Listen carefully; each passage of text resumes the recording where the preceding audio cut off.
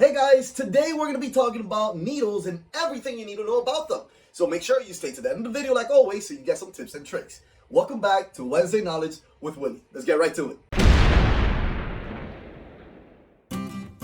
There are four very important parts of a needle. You have the thickness of the needle, the point of the needle, the hole of the needle, and the back of the needle. So let's start with the thickness of the needle. Your machine comes standard with a 75 by 11 size needle. Now, there are also thicker needles and thinner needles. So why would you want to change to either a thicker needle or a thinner needle? I'll give you two good examples. If you're doing very structured caps or a very thick fabric and you're noticing you're getting some needle breaks, you might want to move to an 80 by 12, which is a thicker needle. The opposite of that would be a thinner needle, which is usually a 65 by 9, and I would change to a thinner needle with a thinner thread to get more details on your design. So if you have a design that has very small lettering or very small details and you need to get the best out of that, I would change to a thinner needle, including a thinner thread. Now, I do recommend that you stay with a 75-11 for most of your embroideries because that's the best of both worlds. And I also recommend to not go way too thick or way too thin because you can also experience different issues with that. Moving on to the point of the needle. There are two main points of needles. You have a sharp point and a ball point. A sharp point is what you're mainly going to be using for 99% of your embroidery. But if you ever have a fabric that is see-through without putting it against the light, you will want to use a ball point. And the reason for that is because the point of the needle doesn't cut the fabric threads. Instead, the ball point spreads the thread while it's embroidered. So if you ever notice that on your embroidery you have holes around your design, at that point you want to move to a ballpoint needle. Okay, so now let's talk about the needle hole itself.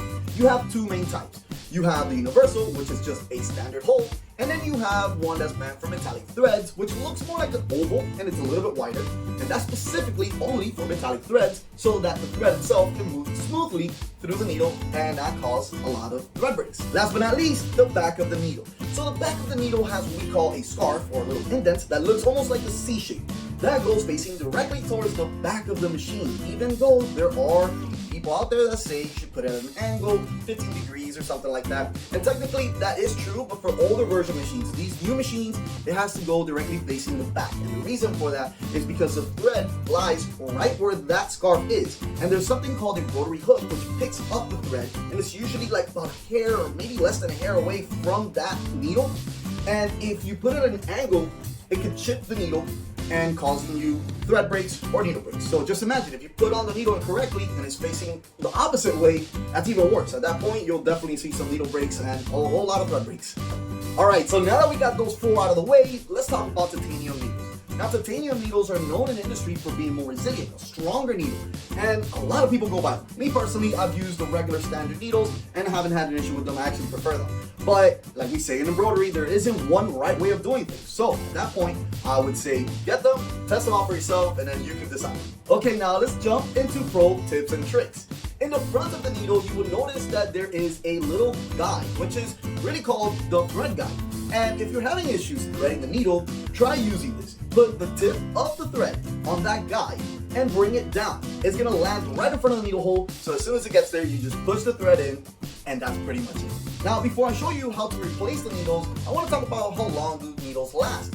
So remember, your machine, if you have a single head, you have 15 needles. So you don't have to be replacing all of them. You should just be replacing the ones that are worn out. Now, a lot of people think that the point of the needle is what gets worn out, and technically it does, but not as much as the hole of the needle because the thread is constantly going through there at high speeds. So how do you check if your needle needs to be replaced?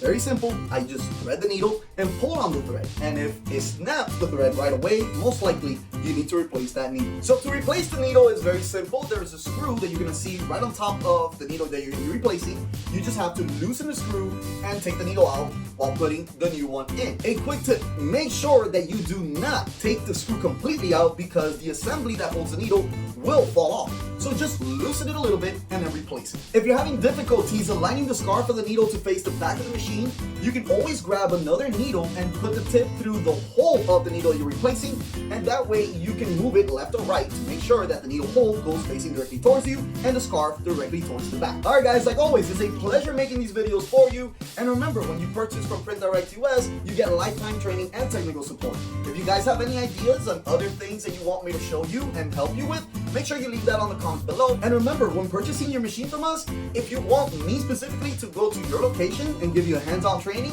that is a possibility. Also, let us know if that's something you would like in the comments below. Thank you guys for watching this video, and I'll see you on the next one. Take care.